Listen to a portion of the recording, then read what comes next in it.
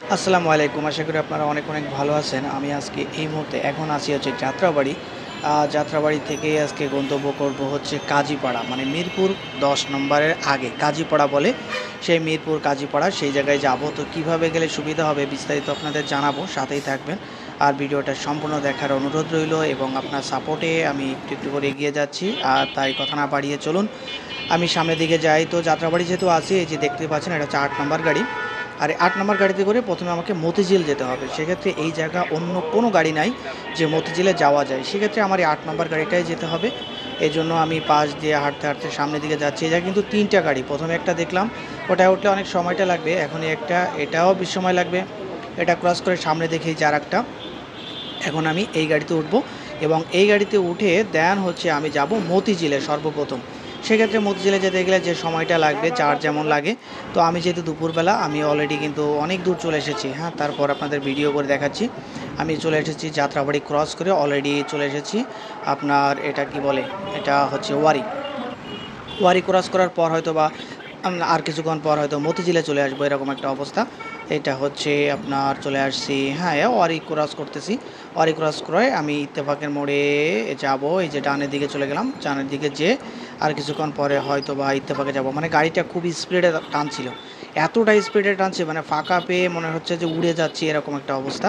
তো যাই হোক এটা খুব তাড়াতাড়ি ডান পাশে জ্যাম, তাতে কি আমার বাঁ পাশে খুব পুরো ফাঁকা, দেখেন একদম ফাঁকা। আপনারা দেখতেই পাচ্ছেন, তার মানে গাড়ি কিন্তু একদম স্লো যাচ্ছে না, খুব স্পিডে, মানে এতটা স্পিডে যাচ্ছে যে আমি অল্প সময়ের ভিতরেই মতিঝিলে চলে আসব। আর অলরেডি চলেই এসেছি। এখন এই জায়গায় নামতে হবে, নেমে আমাকে হাঁটতে হাঁটতে প্ল্যাটফর্মে যেতে হবে। তো আমি হাঁটতে হাঁটতে কিন্তু প্ল্যাটফর্মেই যাচ্ছি। আর এই প্ল্যাটফর্ম হচ্ছে মতিঝিলের প্ল্যাটফর্ম। আমার যেহেতু এমআরটি পাস আছে এই জন্য আমি একটু চিন্তা কম করতেছি। কারণ হচ্ছে কি একটাই কারণ, এমআরটি পাস থাকলে আমার এই টেনশনটা নাই যে আমার টিকিট কাটতে হবে, সময় দিতে হবে।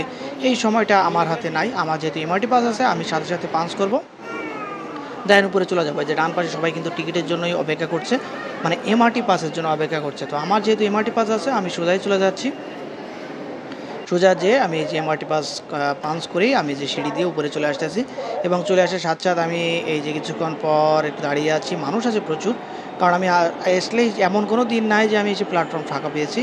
আমি অলরেডি যতবার এসেছি ততবার দেখেছি প্ল্যাটফর্ম পরিপূর্ণ। তো সেক্ষেত্রে আমার যেতে হবে, এই জন্য আমি দাঁড়িয়ে আছি এবং অলরেডি সবাই যাচ্ছে। কিন্তু আপনাদের একটা রিকোয়েস্ট, আমার আপনাদের সবার পক্ষে রিকোয়েস্ট, এই প্রথম বগিটা কিন্তু মহিলাদের, মানে আসার সময়, হ্যাঁ, এখন কিন্তু মহিলারা নামবে। সেক্ষেত্রে নামার সময় অনেকে ধাক্কাধাক্কি করে। এটা জানি না কার কেমন, কিন্তু এটা ঠিক না। এই যে এখন মহিলারা বের হচ্ছে, আমি এই জায়গায় না গেলেই চলে। আমি কিছুক্ষণ পরে যাই, সবাই বের হওয়ার পরে। তো যাই হোক আমি ভিতরে গেলাম এবং দাঁড়িয়ে আছি, অলরেডি চলে গেলাম।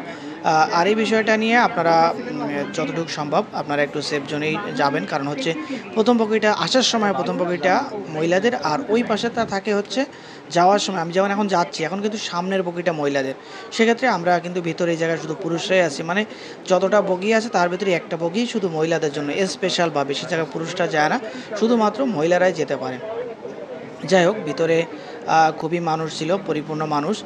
আর এই ভিতরে যখন যাই তখন সবাই আরামে রিল্যাক্সেই আছে এবং খুব রিল্যাক্সভাবে যাওয়া যায়। কারণ একটাই যে আপনার ভিতরে জ্যাম তো নাই, উপরে কোনো জ্যাম থাকে না, নিচে জ্যাম থাকে, প্রচুর প্রচুর পরিমাণ জ্যাম থাকে।